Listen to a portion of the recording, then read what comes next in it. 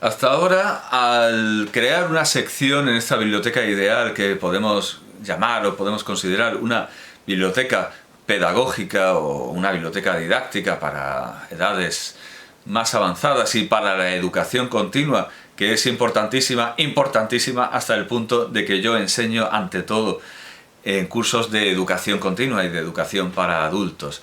Al crear esta biblioteca me he ido centrando en libros que no muestran grandes logros, sino dificultades. En libros que representan una pintura estremecedora de los problemas educativos. Una pintura terrible y que a algunos podrá desanimarlos. Y está bien que los desanime porque así no se dedicarán a la educación y podrán afrontar otras tareas mucho más gratas en las que sea más fácil obtener un éxito. A mí me parece importante ofrecer todas estas obras que insisten y redundan en que la educación es una tarea no ya difícil, perdida. Una tarea perdida, como proponía Freud. Y los cuadros que hemos visto son cómicos en su mayoría. Hemos visto el cuadro de Eichhorn, hemos visto el cuadro de humor negrísimo de Makarenka, y uno piensa hasta qué punto todo esto es ficción, hasta qué punto no exageran, pero además tiene sentido exagerar los logros, pero ¿qué sentido tendría exagerar la pintura detallada, la descripción pormenorizada de que lo que hacen es un desastre y de que sus instituciones son caóticas y de que no funcionan ni muchísimo menos como el Estado supuestamente querría que funcionaran? ¿Hasta qué punto es ficción? Bueno, es un problema que persiste en nuestros días con autores que tratan de la educación, tanto la propia como la ajena, y estoy hablando naturalmente de Frank McCourt, que empieza tratando la educación recibida, continúa en Las cenizas de Ángela, continúa con la educación recibida y dada en Lo es, y concluye con su semblanza como profesor en el libro del mismo título, El profesor. Todo el mundo conocerá a McCourt por aquella magnífica película basada en Las cenizas de Ángela, que vienen a ser como el prototipo y el arquetipo de lo que entendemos hoy día por humor irlandés. Es un libro tremendamente divertido y una película genial, en la que indudablemente se exagera, y así lo han hecho saber los vecinos de Limerick. Bueno, ¿qué van a decir? ¿Qué dirían los vecinos de Oviedo ante la regenta? Bueno, al final le han hecho un monumento, y seguramente a McCourt lo acabarán tratando como a Clarín en Oviedo, a pesar, bueno, le han hecho un monumento a la regenta, no a Clarín, pero seguro que a McCourt en Limerick lo acabarán tratando como a Oviedo, como en Oviedo tratan a Clarín, a pesar de que los puso como hoja de perejil, los puso a parir, los puso a caer de un burro. Pero claro, es lo que hay, es lo que tienen. ¿Por qué es conocido Limerick en este tiempo? Por Frank McCourt. ¿Por qué es conocido Clarín en el siglo XX? ¿Por qué es conocido Oviedo en el siglo XIX y en el siglo XX? Por Clarín. Entonces es lo que hay, no hay otra. Aunque insultara personalmente a cada uno de los ciudadanos y fuera a su casa a pegarles una bofetada, seguiría siendo el héroe cultural de la ciudad. McCourt en Limerick y Clarín en Oviedo, de una forma clarísima. Bueno, pues los ciudadanos de Limerick, no solo ellos, sino también la propia familia de McCourt, dicen que McCourt exagera, que ni eran tan pobres, ni lo pasaron tan mal.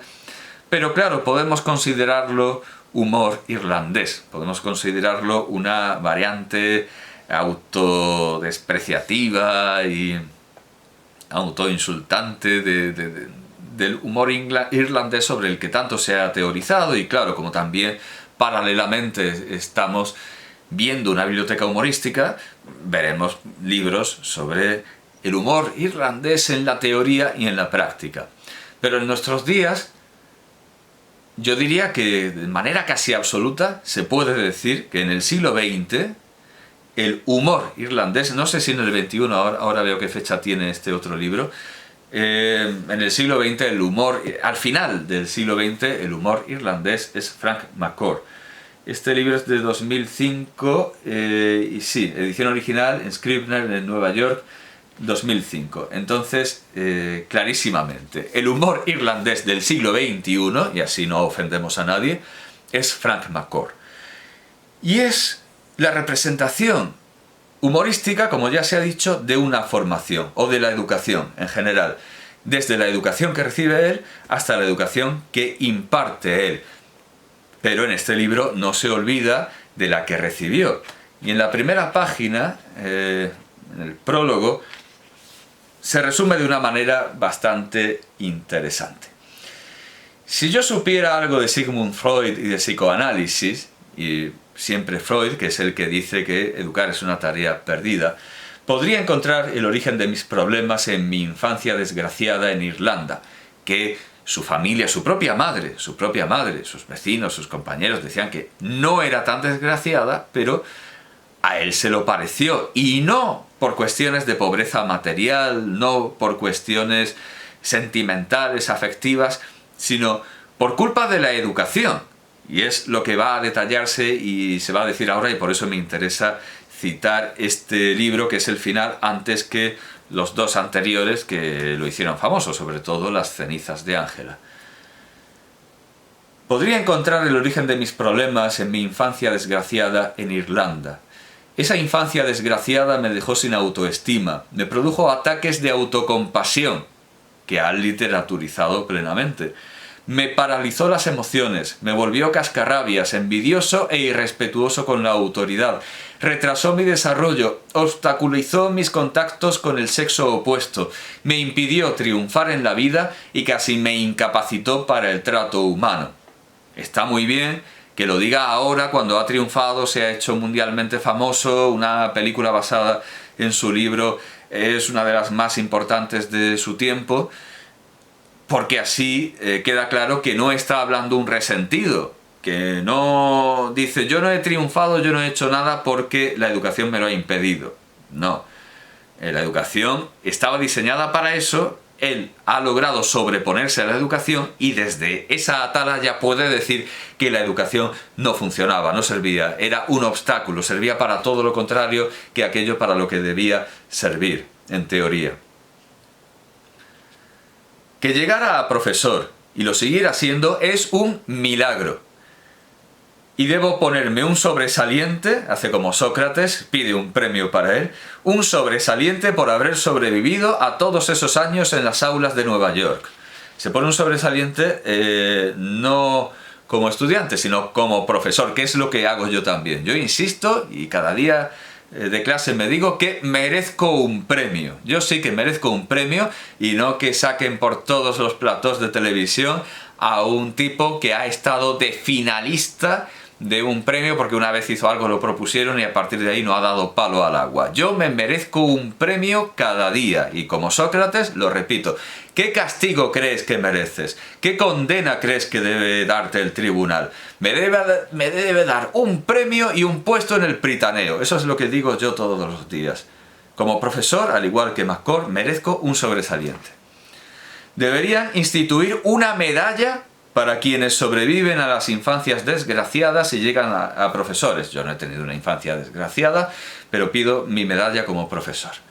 Y yo debería ser el primero en la cola para la medalla y todos los distintivos que se le pudieran añadir por las desgracias resultantes. Podría achacar culpas. Aquí viene la parte del esperado resentimiento, pero que se revela como algo que no es tal y que tiene mucha razón.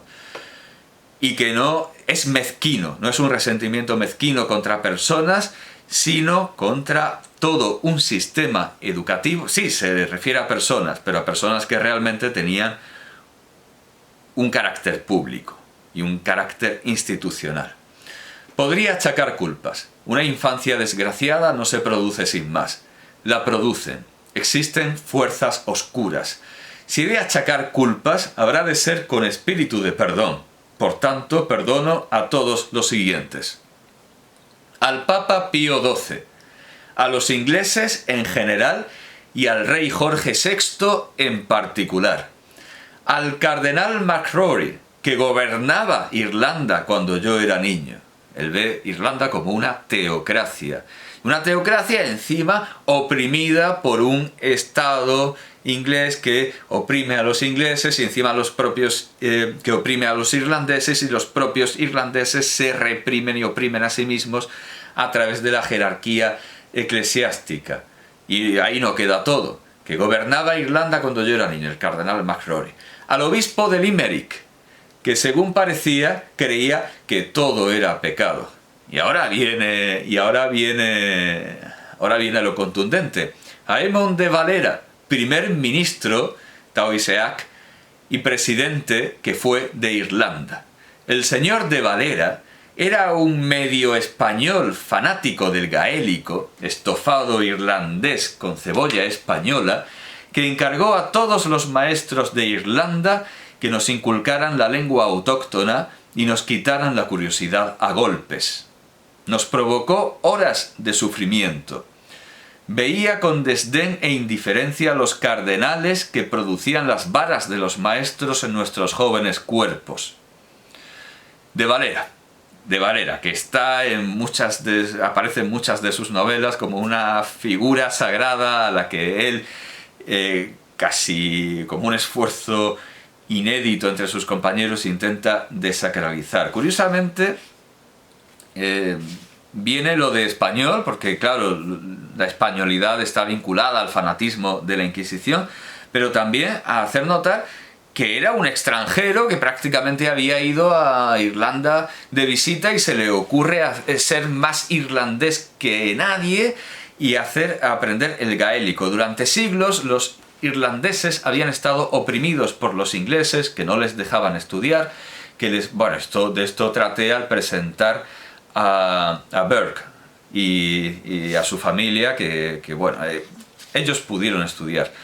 Burke naturalmente tuvo que convertirse al anglicanismo. Los católicos tenían que estudiar clandestinamente o no estudiar. Los irlandeses estuvieron oprimidos por los ingleses de una manera bestial durante muchos siglos. Y cuando teóricamente se liberan, resulta que viene de Valera y en lugar de permitirles por fin una educación en condiciones que el Estado inglés les había sustraído, sumiendo a Irlanda en las más oscuras tinieblas de la incapacidad y del hambre. De hecho, un famoso biógrafo y crítico de Samuel Beckett, que además tiene un libro sobre el humor irlandés y tiene una teoría sobre el humor irlandés, manifestaba que la peculiaridad de Beckett era ser un protestante en un mundo católico, en el mundo católico irlandés, y que, claro, los protestantes eran un estamento cultural elitista, porque ellos sí podían ellos sí habían estudiado, ellos sí habían podido estudiar, en tanto que los católicos habían estado apartados de las instituciones, habían estado apartados de la educación, habían estado oprimidos por una ignorancia impuesta, como también estuvieron oprimidos por una hambruna impuesta, también como ocurrió en la India, también por los británicos, pero también en otros regímenes, en Ucrania, con Stalin. Pero era algo que habían inventado los ingleses. Los irlandeses habían estado oprimidos, y cuando supuestamente se liberan, resulta que viene de Valera a imponerles la opresión de una lengua que estaba medio muerta, que se hablaba así, pero en sus circunstancias. Entonces resulta que a los irlandeses urbanos, a los irlandeses que lo que querían era sumarse al mundo, estudiar lo que se estudiaba en Francia, estudiar lo que se estudiaba en Alemania, conocer las ciencias, Bueno, pues resulta que de Valera les roba horas y horas y horas de su formación en los años más frescos y más impresionables en los que la educación puede imprimirse como cera como en una tablilla de cera caliente, les roba horas y horas y horas para enseñarles gaélico, para enseñarles irlandés y hacer de Irlanda lo que no es. En realidad Irlanda no era nada. Irlanda no era nada porque no le habían dejado ser lo que era. Irlanda es donde se refugia el latín. Irlanda, naturalmente, es... Bueno, es que la historia de Irlanda, claro, es muy complicada. Y, o sea, resulta que es donde van los hijos de Breogán desde Galicia, hay una comunión con Escocia, es donde... Bueno, lo estoy diciendo en desorden.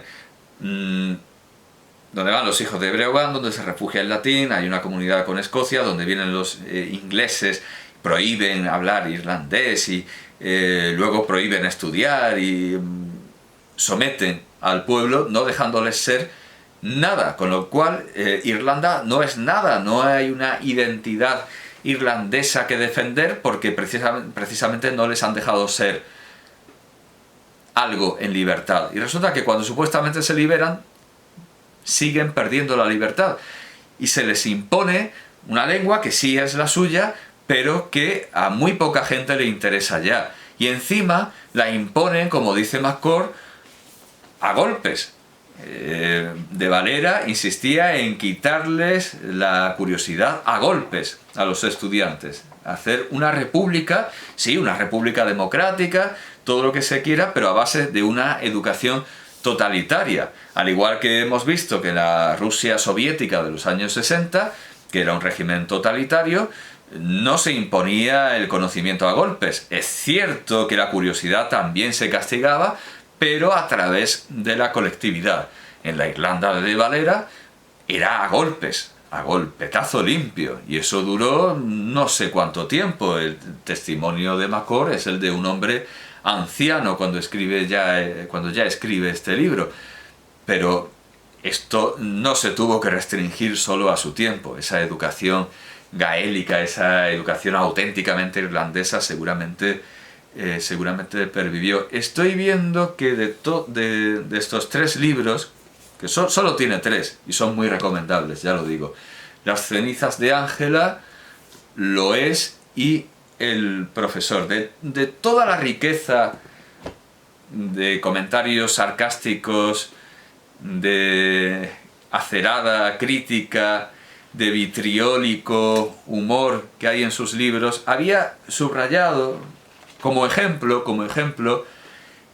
un pasaje de Lo es, que me sirve para aportar a quienes me escuchen y quieran tener conocimientos de pedagogía una gran verdad, un principio que hay que tener muy presente. Así que, tanto por el contenido como por la forma, escojo dar esta muestra de McCord. Estamos de acuerdo en que a los profesores nos disparan desde 3 frentes: los padres, los chicos, los supervisores. Esto es una verdad absoluta que tiene que saber cualquiera que se dedique a la docencia. Él dice nos disparan, yo lo veía más bien como el suelo que se va estrechando, como el pozo y el péndulo, bueno, como una cámara de tortura que se va haciendo más pequeña. A nosotros nos presionan, nos disparan, dice McCord, nos presionan desde abajo los alumnos y desde arriba la superioridad. Por eso, bueno, él dice, nos disparan desde 3 frentes: los padres, los chicos, los supervisores. No me acordaba, porque yo doy clase a adultos, gracias a Dios, no me acordaba de que encima de que te están presionando por abajo y de que te están presionando por arriba, encima vienen los padres a meter ahí el dedo y son encima los más agresivos, porque no están sometidos a una disciplina, no se les puede castigar y encima efectivamente vienen a pegarte ahí con un palo mientras te están haciendo un bocadillo, mientras te están haciendo un sándwich los alumnos y los maestros. Esto es una gran verdad y los docentes tienen que hallar la plena conciencia de que han de solidarizarse entre ellos, olvidar cualquier tipo de rencilla, y esto incluye al equipo directivo, porque en España, no sé en el resto no sé, en Irlanda, no sé, pero en España los directores son también docentes y dan clase.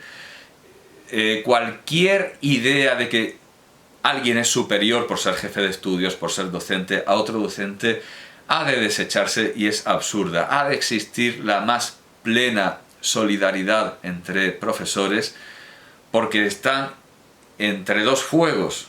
Están entre dos fuegos y no me acordaba de los padres. Están entre tres fuegos. Dice McCord. Y que tenemos dos opciones. O ser diplomáticos o decirles a todos que nos besen el culo. No sabía que existía esa posibilidad. Y no existe. Es una ironía. Los profesores somos los únicos profesionales que tenemos que salir cuando suena un timbre cada 45 minutos y ponernos a pelear. Muy bien, clase, sentaos. Sí, tú también. Bueno, claro, a los alumnos se les puede decir que nos besen el culo, siempre metafóricamente, porque si no acabamos en la cárcel, pero a los alumnos sí. Bueno, yo no sé si al equipo, si a los supervisores. Supongo que es una posibilidad. Supongo que es una posibilidad. Y ahora viene mi consejo. Al profesor que se inicia y que por lo tanto está sometido a supervisión,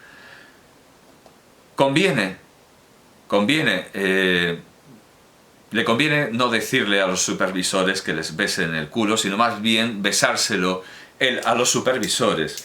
Pero por experiencia propia puedo decirles que sí conviene que se lo digan educadamente, por supuesto, de una manera sutil, a los alumnos, porque si los alumnos se dan cuenta de la presión que ejerce sobre nosotros la supervisión, el equipo directivo, estamos perdidos. Si ellos no tienen que enterarse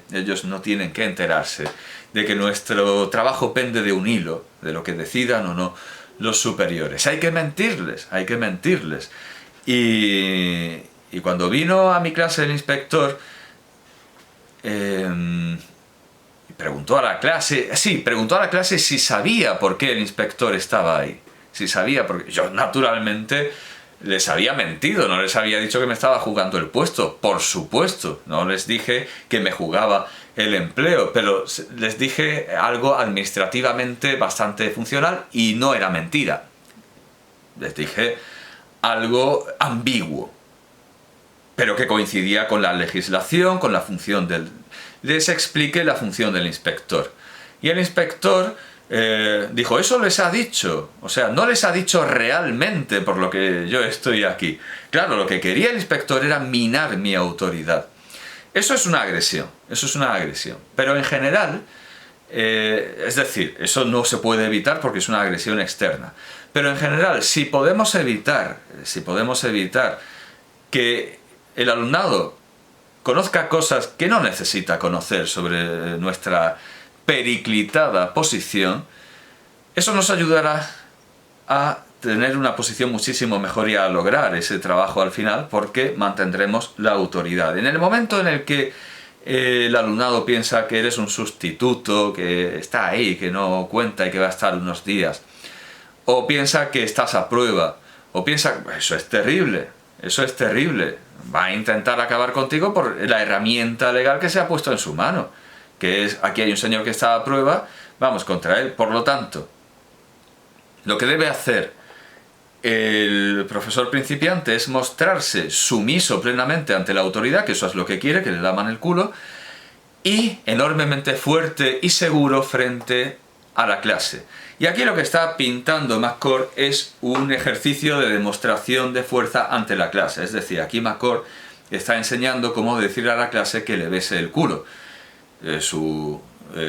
Como dijo un actor a Osama Bin Laden en un acto de desagravio a las Torres Gemelas, que bese su real culo irlandés. Es algo que se dice mucho en Irlanda, ¿verdad?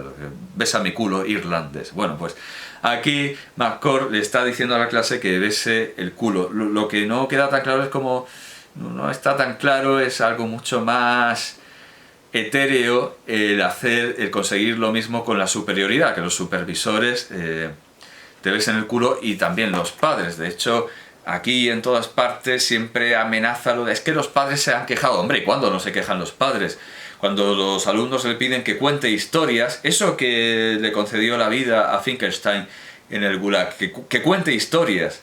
Uno sobrevive en muchos aspectos de la vida, asombrosamente, y en los más insospechados e insólitos contextos contando historias. Bueno, pues dando clase, Frank McCourt también sobrevivía contando historias, pero cuando ya le pedían demasiadas historias y veía que eso podría traerle problemas con la superioridad, decía la verdad es que se están recibiendo quejas, se han recibido quejas, hombre, ¿cuándo no se reciben quejas? Es muy difícil extrapolar lo de que me besen el culo a la autoridad y a los padres, pero con los alumnos sí que tiene que ser así, y aquí hay una demostración de cómo lograr esto.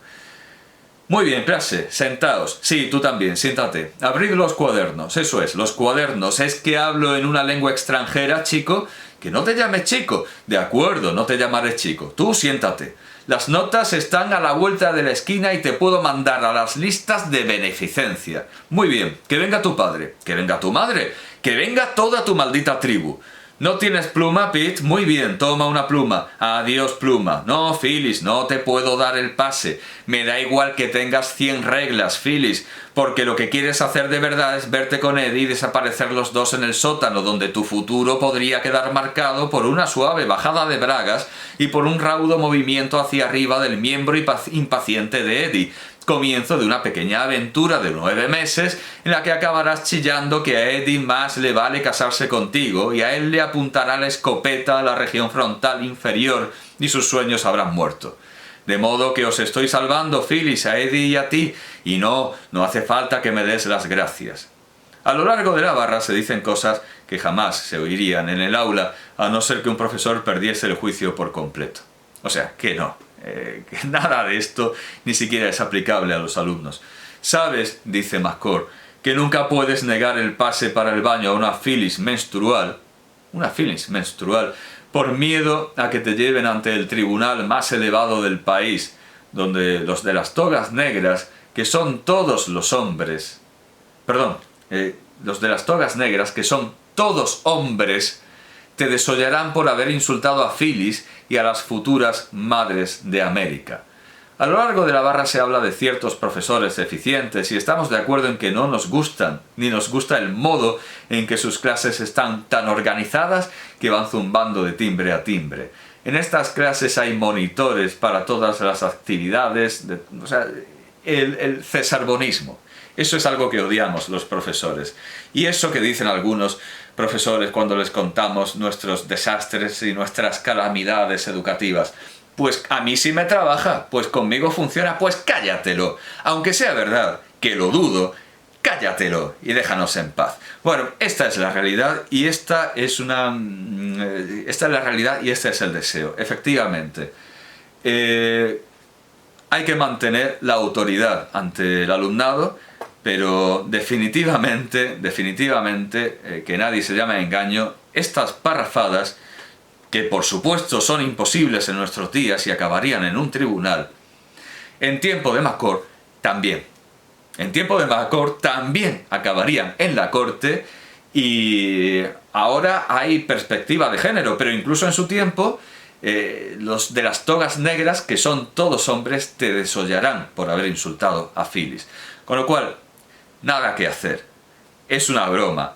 Esa opción no existía. Esa alternativa no existía. No se puede optar por ella.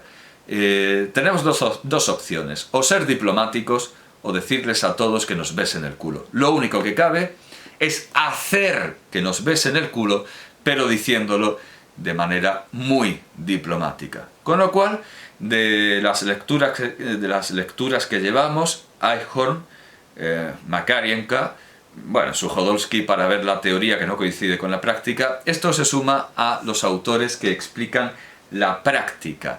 Y recomiendo encarecidamente la lectura de McCourt para seguir viendo lo complicada, lo difícil que es la educación real y no la teórica.